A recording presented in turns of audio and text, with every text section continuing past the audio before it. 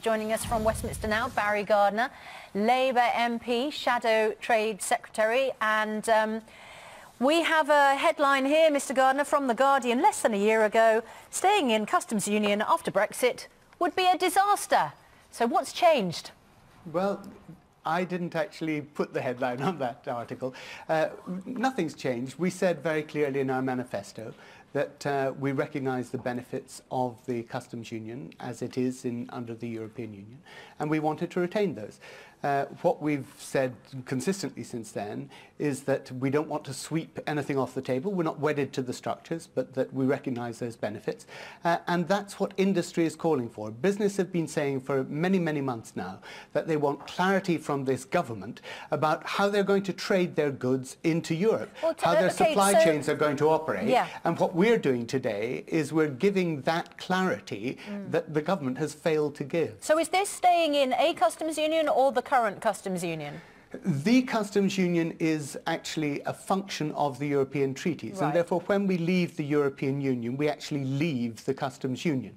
But what we want to do is we want to negotiate with the EU so that the UK and the EU together will then be able to adopt common tariffs and common quotas towards other third-party countries, okay. And of course between ourselves that there will be no tariffs and no quotas on goods that we exchange between ourselves. So, Mr Gardiner, I'm slightly baffled because having read the piece that you wrote yourself, on which this headline you say was so unfair because it had you saying it would be a disaster, the last words of your own piece are, it's a disaster.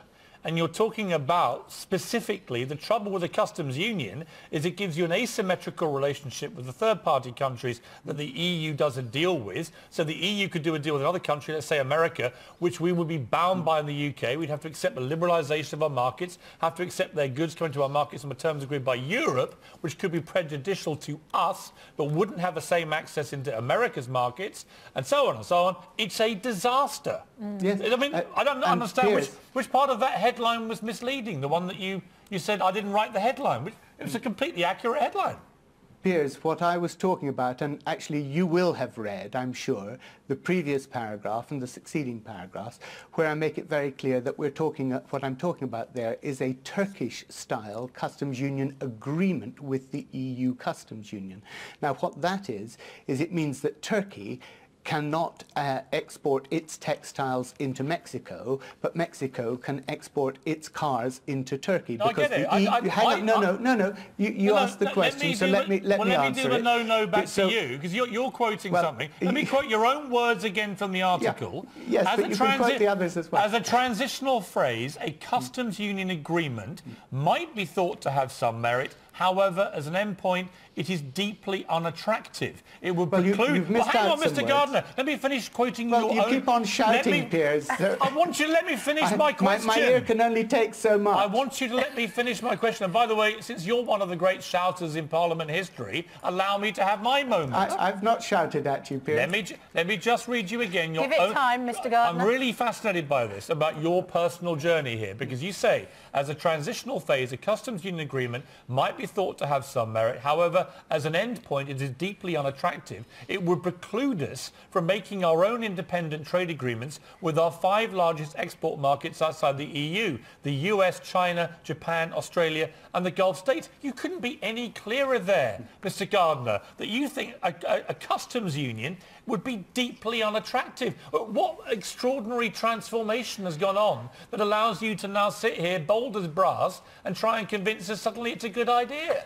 Well, Piers, you've now had your 2 minutes of this interview, so I'll now respond. What I talked about there, as you well know, was the arrangement that Turkey has with the European Union Customs Union. And that means that Turkey is bound by what the EU decide in terms of its trading relationships with any third-party country. Now, if the UK were in that sort of relationship, the European Union might be able to do a deal with the United States. But that deal might benefit the EU countries, but it might not benefit the the UK. And we would be bound to open up our markets to the United States in ways that we didn't like, but we would have no right to be able to get our goods into the United States. So that's the deal I was talking about, and that's not the deal that we're talking about when we talk today about a customs union, because that would not have that asymmetry in it. It wouldn't have that focus where we have to accept what somebody else has decided for us and take the rules. What we're talking about today is where actually we would have a forum between the UK and the EU in a customs union where we decided our common tariffs and quotas with other countries. So we wouldn't be a rule taker, we would be part of the whole process of making the rules. And that's a big distinction from what I set out there. You've now had your 2 minutes. As you well know, the reaction from everybody on the other side has been universally baffled, mystified and enraged, and they all say no cherry picking, no cake and eat it, no, you can't have your little tailor-made customs union that suits just you. That's not how you leave the club. So given that, this has very little chance of being successful, which prompts the question, why is Labour taking such a position when in its heart you guys must know this has no chance of being successfully negotiated? Well, no, I don't think there's no chance of this being successfully negotiated. And actually, it's a position that we've had since our manifesto and before. What we said last year was that we wanted to retain the benefits, both of the single market and the customs union. We weren't wedded to the structures that exist at the moment, and that's why we've come up with a new structure here, which is a customs union with the EU, where we would both have a say on which countries we had common tariffs and quotas with. And that's a very different structure, but it's a way of making sure that the benefits that business need in order to be able to continue to trade in goods between our countries, the benefits that will come to the Irish border as well, in terms of securing that for the future and the Good Friday Agreement, which is fundamentally important, all of those benefits would come with what we're talking about. Now, the government has failed entirely to come up with those answers to business, those answers for the Irish question, and that's why we are trying to inject into the debate. Well, we're not the government. Yeah, we're not the government. They are the ones who have to do this. Yeah. But actually, we're trying to inject into the debate what is a reasonable and possible solution to these problems. Yeah, except Theresa May has made it very clear that leaving the customs union is what people voted for when they voted leave, and 2/3 of your Labour constituencies voted leave, and they expected to leave the customs union because that is what leaving the EU is all about.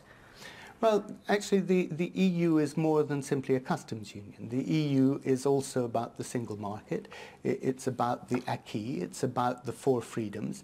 And actually, they don't relate to the customs union at all, because the customs union is about trade in goods. The rest of the single market is about... leaving the EU so that we can negotiate our own deals. And as you know, Turkey is not a member of the EU, and yet it has a customs union agreement with the EU. So does Switzerland. So it's possible not to be in the EU and to have a customs union with the EU. You've just said you don't want a deal like the deal that Turkey's got. And indeed I don't.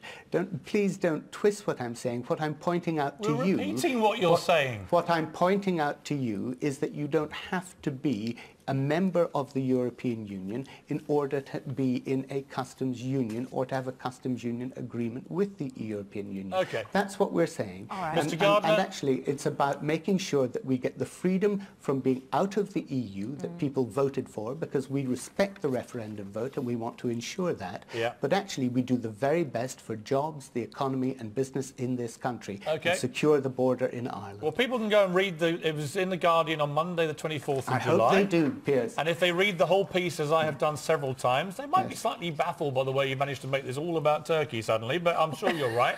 I admire your way of sliding out of all this, but the Piers, look, stop being so cynical. It's not me sliding out of anything. What I'm doing and what the Labour Party is doing is actually trying to do what the government should have done months ago. It should have given clarity to British business. Yeah. It should have given Okay. clarity over the Irish border. Yeah, It's failed to do so. I'll tell you what would have been We're quite trying nice. to. Barry, with great respect to you, would it be quite nice if your own leader had given us some damn clarity? Because for the last few months he's been saying we're out of the customs union. Now you're all lining up to support him when he does a complete U-turn. Piers, it's not true. You may think it makes fun of the situation. It's good television, but I it's don't not find this true. funny. You need to read the manifesto, because the manifesto is quite clear in what we said, and we've been consistent for the past year and more on this point. As you well know, Mr. Gardiner, you've all been thoroughly consistently inconsistent, but we appreciate you joining us. Thank you very much.